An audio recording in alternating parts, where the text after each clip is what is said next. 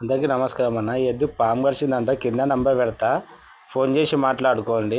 కాలు కొద్దిగా ఉబ్బిందంట, మేత మెస్సలేదంట. ఎవరికైనా తెలిస్తే కింద నంబర్ పెడతా, అన్నకు ఫోन చేసి మాట్లాడుకోండి. ये बैल को शाम काटा नीचे नंबर आता, फ़ोन करके बात करो.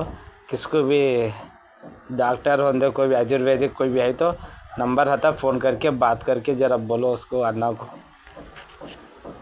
चारा भी नहीं खा रहा था.